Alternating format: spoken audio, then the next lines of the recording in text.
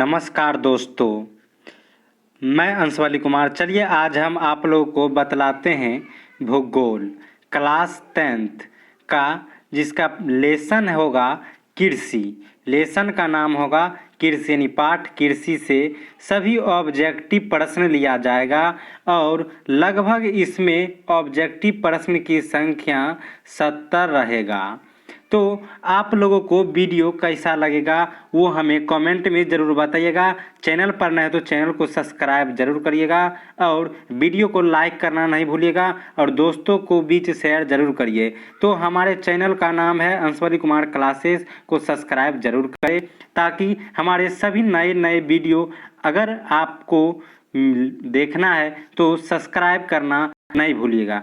चलिए आज हम बतलाते हैं भूगोल यानी कि ज्योग्राफी क्लास 10 के मैट्रिक एग्जाम के जो भी बच्चे बोर्ड का देने के लिए जाएंगे उस बच्चे के लिए VVI ऑब्जेक्टिव प्रश्न सभी निकाला गया है सिर्फ कृषि चैप्टर से। तो चलिए हम अब उसका क्वेश्चन आंसर देखेंगे कि किस तरह का क्वेश्चन आंसर रहेगा। और इस चैप्टर से 70 लिया गया है ऑब्जेक्टिव क्वेश्चन और बहुत ही आसान क्वेश्चन है, इजी टू इजी क्वेश्चन है। अगर आप लोग बनाएंगे और देखेंगे तो बहुत मज़ा आएगा। वीडियो को अंत तक जरूर देखिए। चलिए वीडियो को हम शुरू करते हैं। चलिए प्रश्न संख्या 1 क्या कहता है उस पर हम देखते हैं। प्रश्न संख्या 1 कहता है कि निम्नलिखित में से खरीफ फसल कौन है। ये देखिए, बस प्रश्न का मेन पॉइंट इतना को है कि खरीफ फसल कौन है। खरीफ फसल कौन है। इसमें पहला दिया गया है गेहूं, दूसरा दिया गया है सरसों, तीसरा दिया गया है चावल और चौथा दिया गया है मटर। यानी कि 4 ऑप्शन दिया गया है आपके पास और इन 4 ऑप्शन में सही आंसर आपको बतलाना है। तो चलिए हम बतलाते हैं कि खरीफ फसल किसे कहते हैं। तो खरीफ फसल का मतलब होता है जो बरसात के समय में होगा, यानी कि वर्षा के समय में जो होगा फसल उसको हम कहते हैं खरीफ फसल। या जो बाढ़ वाले क्षेत्र के में होते हैं और बाढ़ जिस समय आता है उस समय का जो फसल होता है उसी को हम लोग क्या कहते हैं, खरीफ फसल कहते हैं। तो चलिए, गेहूं तो बाढ़ और बारिश के मौसम में नहीं होता है तो ये गलत आंसर हो गया। सरसों भी नहीं होता है, जब गेहूं नहीं होगा तो सरसों भी नहीं होगा, ये दोनों गलत आंसर हो गया। चलिए मटर पर चलते हैं। तो मटर भी जो है वो बारिश के समय में नहीं होता है। तो होता कौन है, तो बारिश के समय में सिर्फ और सिर्फ चावल की खेती होती है। इसलिए इनमें से का सही आंसर हो जाएगा सी। इसका सही आंसर हो जाएगा सी नंबर। चावल का खेती जो है वो खरीफ फसल में आ जाता है। चावल का फसल जो है वो खरीफ फसल में आ जाता है। चलिए अब अगला प्रश्न पर चलते हैं। वीडियो को पूरा जरूर देखिए, चैनल पर नहीं तो चैनल को सब्सक्राइब करना नहीं भूलिएगा। तो चलिए अगला प्रश्न पर देखते हैं। फसल में आपने देख लिया खरीफ फसल, खरीफ फसल आपने देखा। चलिए अब हम रबी फसल पर चलते हैं। तो रबी फसल में यहाँ पर पहले प्रश्न को देखते हैं। प्रश्न संख्या 2 कहता है निम्नलिखित में से कौन रबी फसल है। रबी फसल कौन है, बस आपको रबी फसल को चुनना है। तो इसमें देखिए ऑप्शन में क्या क्या दिया गया। ऑप्शन में दिया गया है धान, गेहूं, केला, चावल। आपका सही जो लगता है वो आंसर दीजिए। तो चलिए सबसे पहले अब हम खरीफ को समझा दें, अब रबी फसल को समझाते हैं। रबी फसल में क्या होता है कि जिस समय जब शीत गिरता है, जैसे ठंडा का मौसम होता है, उस ठंड के समय में होता है, समझ गए। तो इस प्रकार के खेती जो है वो ठंड के समय में। तो चलिए हम देखते हैं ऑप्शन में धान। धान जो है ये तो बारिश के समय में होता है। केला तो सब दिन ही होता है। और चाय भी नहीं होता है रबी में। तो इसका सही आंसर हो जाएगा बी, यानी कि गेहूं का जो फसल है, ऑप्शन नंबर बी, गेहूं का जो फसल है वो होता है रबी फसल। चलिए अब हम अगला प्रश्न पर चलते हैं।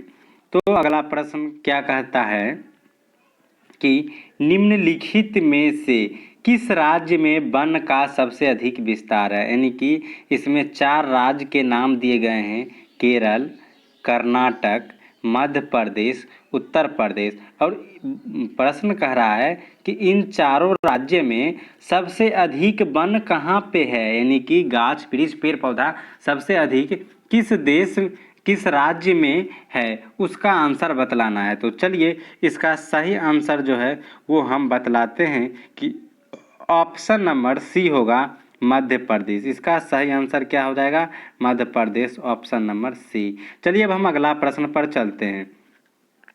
तो अगला प्रश्न है कि जूट के उत्पादन में कौन राज्य आगे है। 4 राज्य दिया गया है।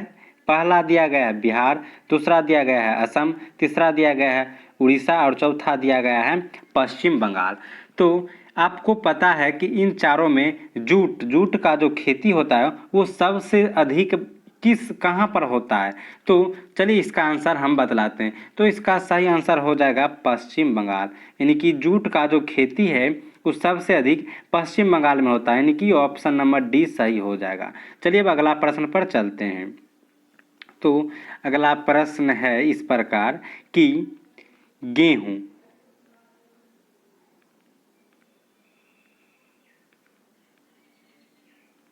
गेहूं के उत्पादन में कौन राज्य आगे है। गेहूं का जो उत्पादन होता है उसमें कौन राज्य आगे है। कहने का मतलब हुआ कि गेहूं का जो खेती होता है वो सबसे अधिक किस राज्य में होता है। तो चलिए ऑप्शन देखते हैं क्या क्या दिया गया है। मध्य प्रदेश, उत्तर प्रदेश, बिहार, महाराष्ट्र। तो इसका सही आंसर क्या होगा। तो चलिए हम बतलाते हैं। इसका सही आंसर हो जाएगा Uttar Pradesh, option number B. Option number B सही हो जाएगा। यूपी जिसे कहते हैं, ये गेहूं की खेती में सबसे आगे है। चलिए अब अगला प्रश्न पर चलते हैं। तो अगला प्रश्न है कि चावल के उत्पादन में कौन सा राज्य सबसे आगे है। चावल के उत्पादन में कौन सा राज्य प्रथम है। तो इसका सही आंसर क्या होगा, बिहार या मध्य प्रदेश या उत्तर प्रदेश। तो इसका सही आंसर चलिए हम बतलाते हैं। इसका सही आंसर हो जाएगा Paschim Bangal, option number D. Option number D सही हो जाएगा, पश्चिम बंगाल। चलिए अब हम अगला प्रश्न पर चलते हैं। तो अगला प्रश्न क्या कहता है। अगला प्रश्न है कि निम्नलिखित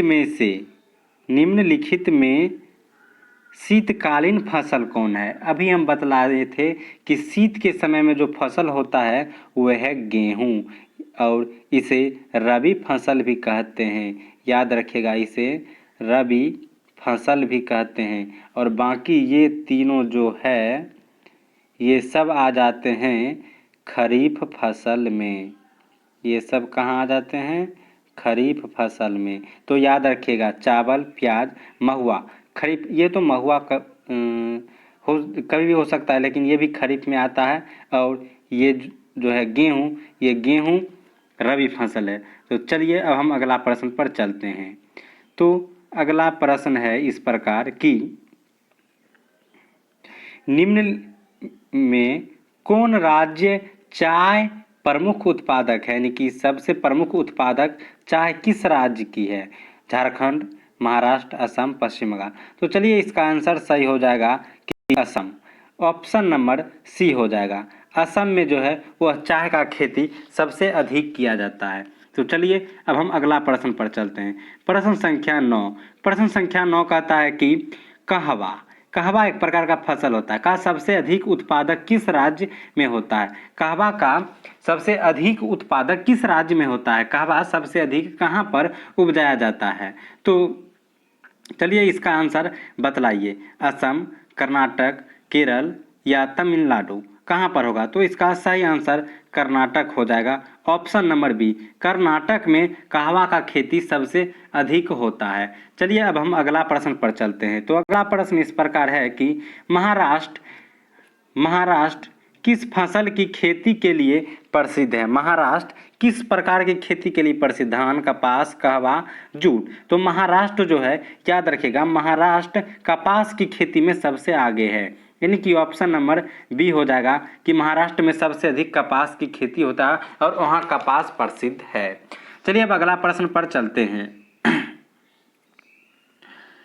प्रश्न संख्या 11 है कि उत्तर भारत का कौन सा राज्य गन्ना उत्पादन के लिए सर्वाधिक प्रसिद्ध है, यानी कि गन्ना जिसे ईख कहते हैं, ईख सबसे अधिक कहाँ पर उगाया जाता है, किस राज्य में।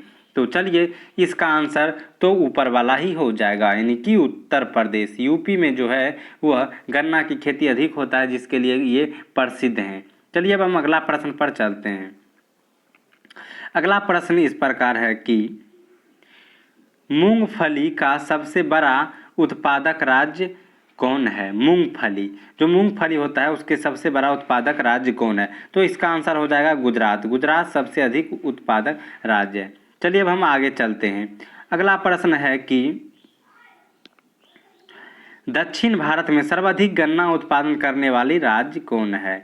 अभी देखिए उत्तर भारत में, तो उत्तर भारत का हो जाएगा यूपी गन्ना उत्पादन में, और जब ये दक्षिण भारत बोलेगा, दक्षिणी भारत, तो इसका आंसर हो जाता है महाराष्ट्र। महाराष्ट्र में गन्ना की खेती होता है और यूपी में। अगर उत्तर भारत में बोले तो यूपी और दक्षिणी में बोले तो महाराष्ट्र। चलिए अब अगला प्रश्न पर चलते हैं।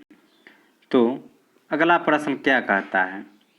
अगला प्रश्न कहता है कि भारत के कितने आबादी कृषि कार्य से जुड़े हैं। भारत के कितने आबादी जो है, कितने जनसंख्या है वो कृषि से जुड़े हुए हैं। तो 2/3 हो जाएगा, इसे 2/3 भी कहा जाता है। ऑप्शन नंबर बी सही हो जाएगा। चलिए अब अगला प्रश्न पर चलते हैं। तो अगला प्रश्न है इस प्रकार की,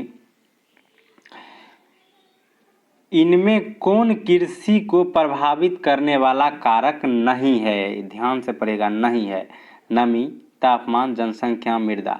देखिए नमी भी है, वो कृषि के प्रभाव, कृषि से संबंधित है। तापमान भी कृषि संबंधित है और मृदा भी कृषि संबंधित, लेकिन ये जनसंख्या कृषि संबंधित नहीं है, इसलिए इसका आंसर क्या हो जाएगा, सी हो जाएगा। चलिए अब अगला प्रश्न पर चलते हैं। अगला प्रश्न कहता है कि पौधा के अंकुरण के लिए कम से कम कितना तापमान होना आवश्यक है। पौधा जो होता है उस पौधा को अंकुरित होने के लिए कम से कम कितना तापमान चाहिए, और वो भी सेल्सियस में। तो इसका आंसर हो जाएगा option number D. Option number D हो जाएगा 6 डिग्री सेल्सियस। चलिए अब अगला प्रश्न पर चलते हैं। अगला प्रश्न कहता है कि रबर की खेती भारत के किस राज्य में की जाती है। यहाँ पर हो जाएगा किस राज्य में की जाती है। तो इसका सही आंसर बताइए। तो चलिए इसका सही आंसर हम बतलाते हैं। इसका सही आंसर हो जाएगा केरल। केरल जो है वह रबी की खेती से प्रसिद्ध, रबर की खेती से प्रसिद्ध है। रबर जो होता है वह रबर की खेती से। तो चलिए अब अगला प्रश्न पर चलते हैं। अगला प्रश्न कहता है कि पूर्वोत्तर राज्यों में स्थानांतरीय कृषि के किस नाम से जाना जाता है। ये प्रश्न है। तो पूर्व उत्तर यानी कि पूर्व और उत्तर राज्य में, यानी कि भारत के पूर्वी और पूर्व और उत्तर राज्य में स्थानांतरीय कृषि को किस नाम से जाना जाता है। ये जो कृषि होता है, कृषि के दूसरा किस नाम से जाना जाता है। तो कृषि के दूसरा जो है वो झूम नाम से जाना जाता है, यानी कि ऑप्शन नंबर बी सही हो जाएगा, झूम नाम से जाना जाता है। चलिए अब हम अगला प्रश्न पर चलते हैं। तो अगला प्रश्न क्या है। अगला प्रश्न है कि झारखंड में स्थानांतरित कृषि को क्या कहा जाता है। स्थानांतरित कृषि को क्या कहा जाता है। झारखंड राज्य जो है उस झारखंड राज्य में स्थानांतरणीय कृषि को क्या कहा जाता है। तो इसका कुरुबा कहा जाता है, कुरुबा। ऑप्शन नंबर सी हो जाएगा, इसे कुरुबा कहा जाता है। कहाँ पे, तो झारखंड में, याद रखिएगा। चलिए अब अगला प्रश्न पर चलते हैं। अगला प्रश्न में कहता है कि भारत में शुद्ध बोई गई भूमि कितना हेक्टेयर है। यानी कि हमारे देश भारत में शुद्ध बोई गई भूमि को कितना हेक्टेयर है। तो चलिए इसका आंसर बतलाइए। इसका सही आंसर चलिए हो जाएगा 14 करोड़ हेक्टेयर। 14 करोड़ हेक्टेयर, याद रखिएगा। अब चलिए अगला प्रश्न पर चलते हैं। तो अगला प्रश्न है इस प्रकार की,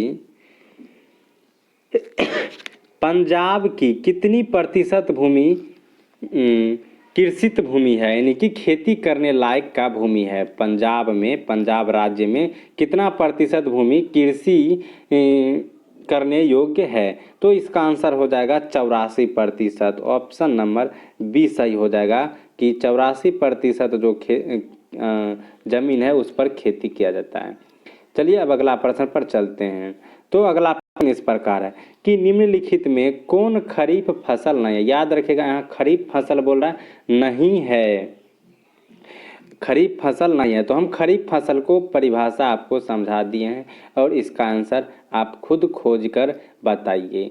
तो चलिए हम इसका आंसर बतला देते हैं। ये गेहूं हो जाएगा, गेहूं खरीफ फसल नहीं है, गेहूं रबी फसल है, बताए हुए हैं। और धान, मूंगफली ये सब खरीफ फसल है। क्या है? खरीफ फसल है। तो चलिए अब अगला प्रश्न पर चलते हैं। अगला प्रश्न है कि निम्नलिखित में कौन रबी फसल नहीं है? फिर दे दिया है रबी फसल नहीं है। याद रखिएगा कि रबी फसल कौन नहीं है। तो इसका सही आंसर हो जाएगा मकई। मकई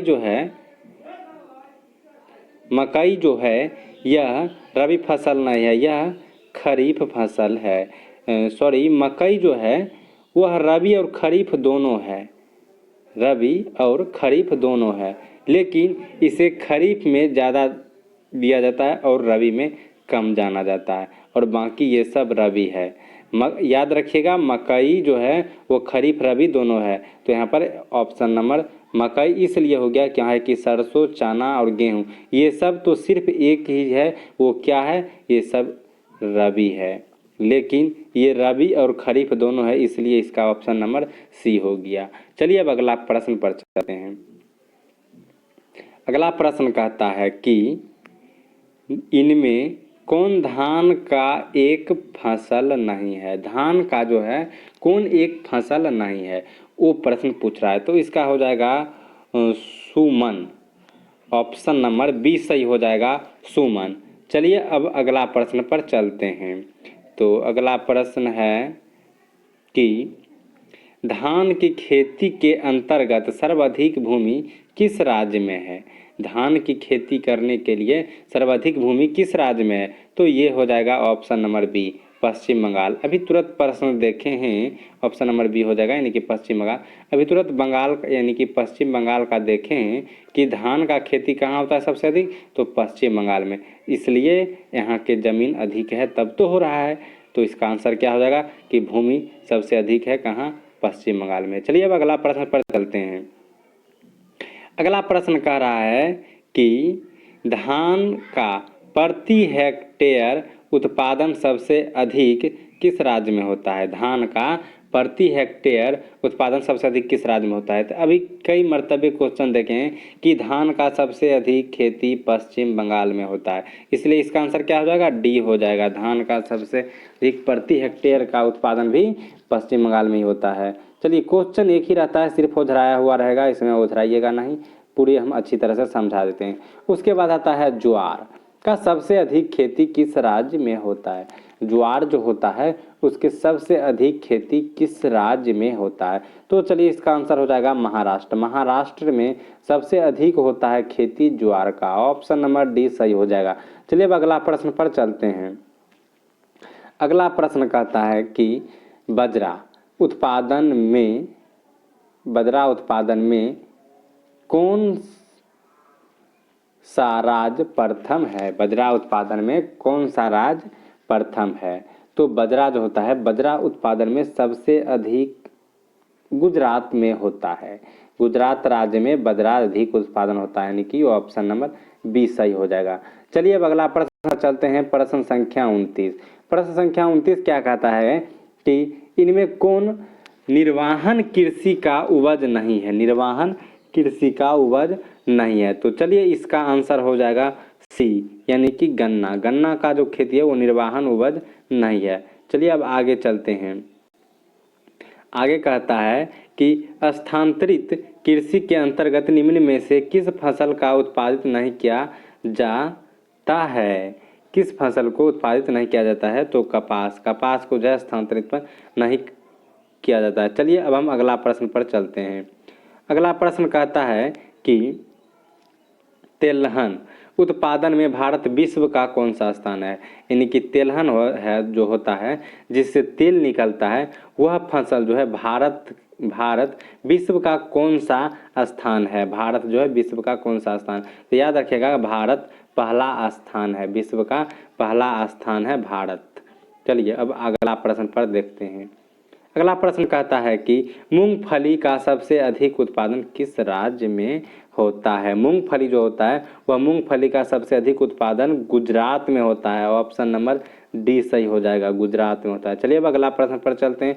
तो अगला प्रश्न है कि भारत का नारियल प्रदेश किसे कहा जाता है? बहुत ही अच्छा क्वेश्चन है और बोर्ड में कई मरतबे पूछ चुका है क्वेश्चन। तो चलिए इसका आंसर हो जाएगा केरल, यानी कि केरल को कहा जाता है नारियल का प्रदेश। चलिए अब अगला प्रश्न पर चलते हैं। तो अगला प्रश्न है कि ग्रीष्मकालीन पर्याप्त वर्षा किस फसल की खेती के लिए उपयुक्त होता है? तो प्रश्न संख्या 34 का आंसर हो जाएगा बी, यानी कि धान जो है, धान में ग्रीष्मकालीन पर्याप्त वर्षा की फसल होती है। कहा कि ये बरसात के क्षेत्र में ही होता है, इससे पहले भी बतलाएं ये वर्षा एवं बाढ़ के समय में होता है। चलिए अब अगला प्रश्न देखते हैं। तो अगला प्रश्न कहता है कि पंजाब किस फसल में सर्वाधिक उत्पादक है? पंजाब में जो है, पंजाब में सबसे अधिक उत्पादन क्या चीज़ होता है? तो इसका आंसर हो जाएगा गेहूँ। पंजाब में सबसे अधिक गेहूँ होता है। ऑप्शन नंबर डी सही हो जाएगा। चलिए अब अगला प्रश्न पर चलते हैं। तो अगला प्रश्न इस प्रकार है कि उत्तर प्रदेश और बिहार में रागी को किस नाम से जाना जाता है? तो उत्तर प्रदेश और बिहार में रागी को मरुआ के नाम से जाना जाता है। ये देखिए, जिसे मरुआ का रोटी कहा जाता है, ये मरुआ का नाम से जाना जाता है। ये बहुत पुराना होता था, अब ये सब का खेती बिल्कुल ही कम गया, बहुत कम में होता है। तो इसका ऑप्शन नंबर डी हो जाएगा। और सभी जगह इसे रागी के नाम से जानते हैं और बिहार और उत्तर प्रदेश में इसे मरुआ का नाम से जाना जाता है। चलिए अब अगला प्रश्न पर चलते हैं। अगला प्रश्न कहता है कि इनमें से कौन दलहन का फसल नहीं है? दलहन का फसल नहीं है। चना, बाजरा, मसूर, दलहन जो दाल होता है, वो दाल का फसल कौन नहीं है, वो पूछ रहा है।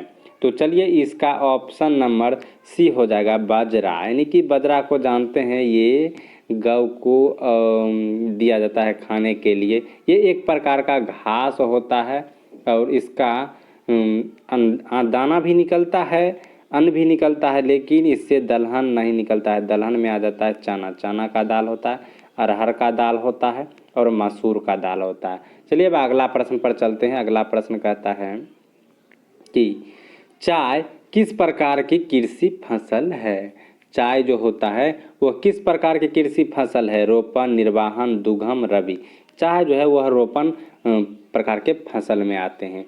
चलिए अब अगला प्रश्न पर चलते हैं। अगला प्रश्न में कहता है कि अरेबिका, अगला प्रश्न है कि अरेबिका और रेबस्टा किस फसल के प्रकार है? अरेबिस्टा और रेबिका जो है वो कहवा फसल के प्रकार है। ऑप्शन नंबर सी इसका सही आंसर हो जाएगा। चलिए अब अगला प्रश्न पर चलते हैं। अगला प्रश्न कहता है कि अगला प्रश्न इस प्रकार है कि असम में चाय कितना बागान है? चाय के कितना बागान है? असम जो है वहाँ असम में चाय के कितना बागान है? तो असम में चाय के 750 बागान है। ऑप्शन नंबर सी हो जाएगा।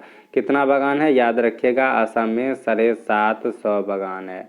चलिए अब अगला प्रश्न पर चलते हैं। अगला प्रश्न कहता है कि कपास उत्पादन में एक गांठ कितना किलोग्राम का होता है? एक गांठ जो होता है वह कितना किलोग्राम का होता है? किसका? तो कपास का। तो हो जाएगा 170 kg, 170 kg का होता है। कहे तो 1 कुंटल 60 70 किलो का होता है।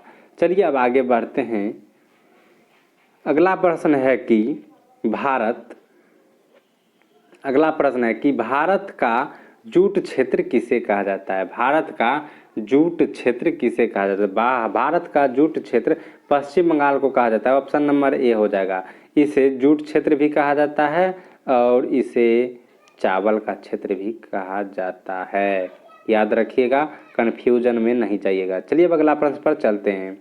अगला प्रश्न कहता है कि कपास की खेती के लिए कितना दिन पाला रहित होना चाहिए? कपास का जब खेती होता है तो कितना दिन पाला रहित होना चाहिए, यानी कि पाला नहीं गिरना चाहिए। जब अधिक ठंडा होता है तो उस ठंड में जो अधिक कुहा लगता है तो उसमें पाला एक प्रकार का जीवाणु होता है जो गिरता है तो खेती का विनाश कर देता है, तो वो नहीं गिरना चाहिए। कपास की खेती में कितना दिन, प्रश्न वो कह रहा है, तो 210 दिन जो है वो पाला नहीं गिरना चाहिए। चलिए अब अगला प्रश्न पर चलते हैं। अगला प्रश्न क्या है? अगला प्रश्न है कि आंध्र प्रदेश किस फसल के उत्पादन में अग्रणी है, यानी कि आगे है। आंध्र प्रदेश जो है वो आंध्र प्रदेश में किस प्रकार की फसल सबसे अधिक होती है? तो तंबाकू, जिसे इसका ऑप्शन नंबर बी हो जाएगा, जिसे खैनी कहते हैं वही तंबाकू पर हो जाएगा। चलिए अब अगला प्रश्न पर चलते हैं।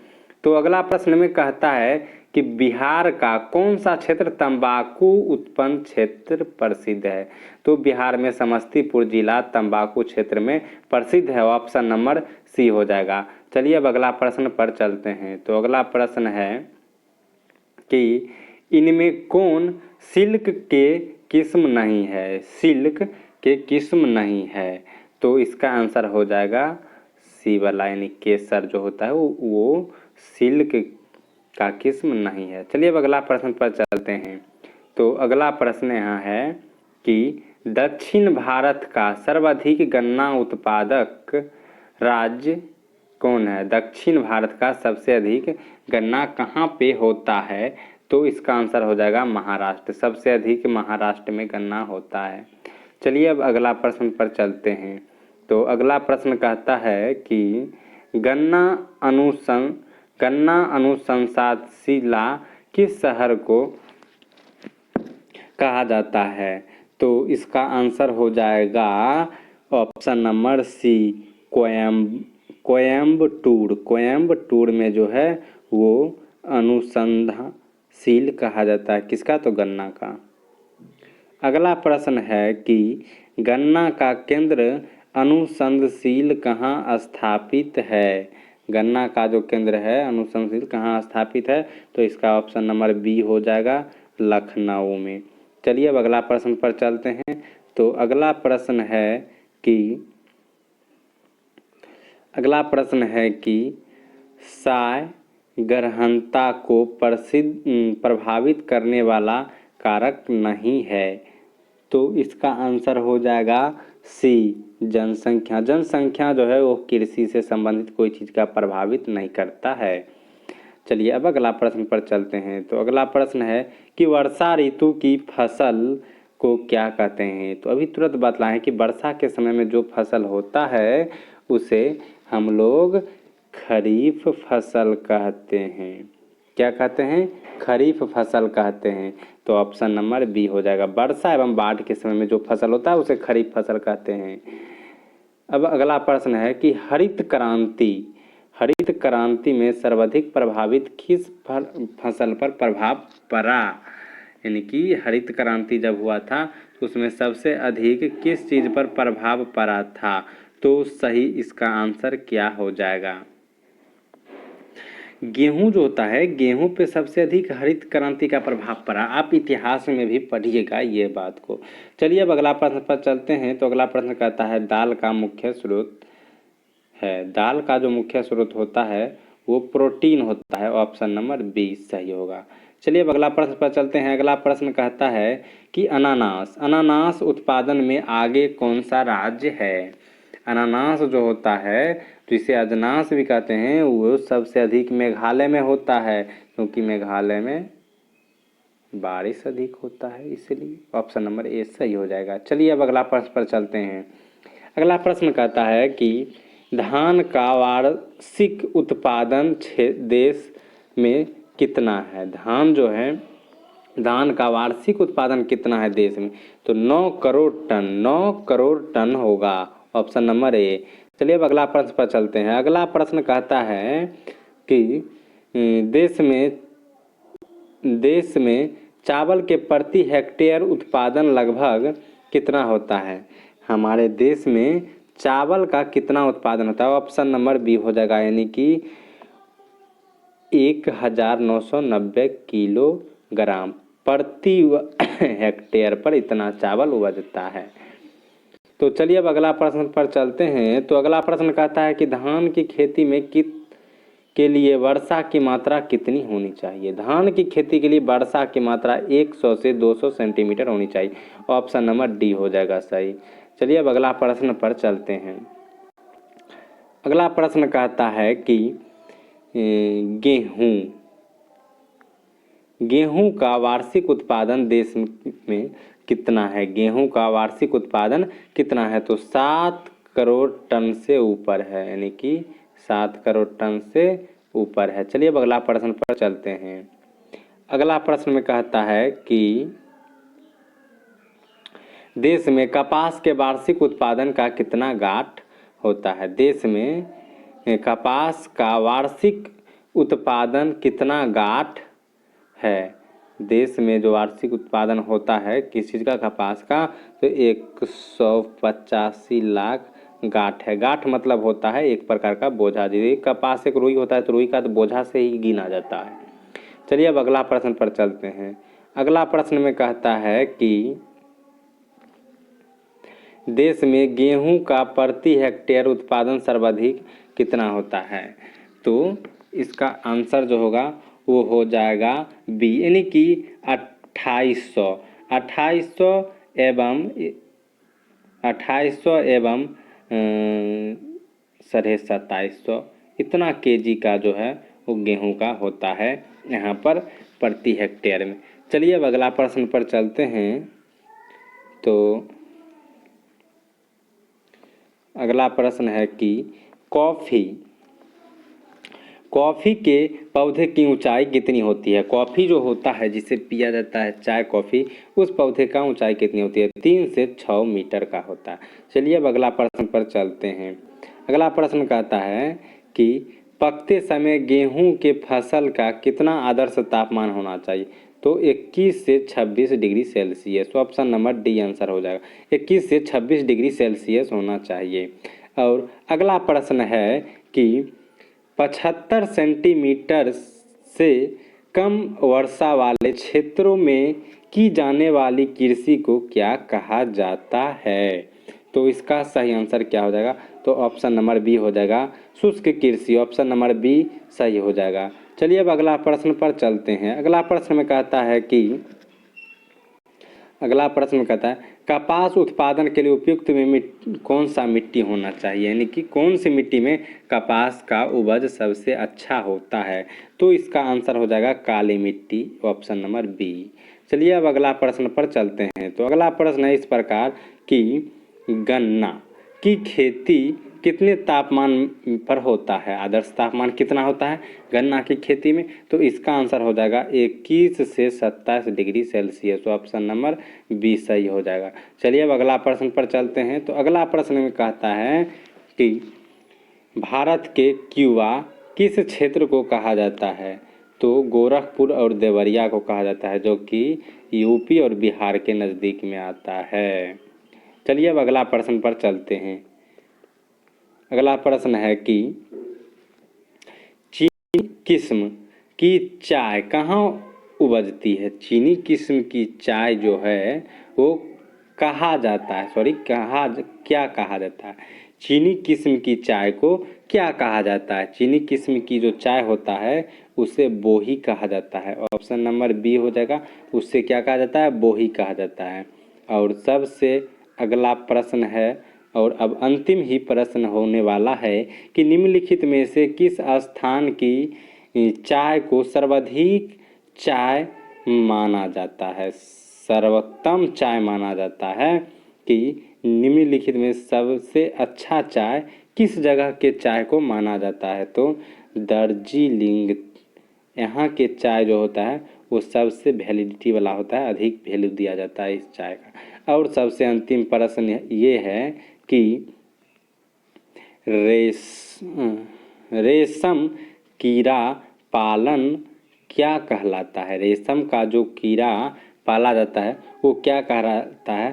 तो वो सेरीकल्चर कहा जाता है। ये सब बायोलॉजी में पढ़ने को मिलता है कि सेरीकल्चर कहा जाता है। रेशम को जो कीड़ा पाला जाता है उसे सेरीकल्चर कहा जाता है। ऑप्शन नंबर ए सही हो जाएगा। हमारे वीडियो आप लोग को अच्छा लगे तो लाइक करना नहीं भूलिएगा और चैनल पर नए हैं तो सब्सक्राइब ज़रूर करिएगा और दोस्तों के बीच शेयर भी ज़रूर करिएगा। नमस्कार दोस्तों, चलिए फिर मिलेंगे अगला एक वीडियो में।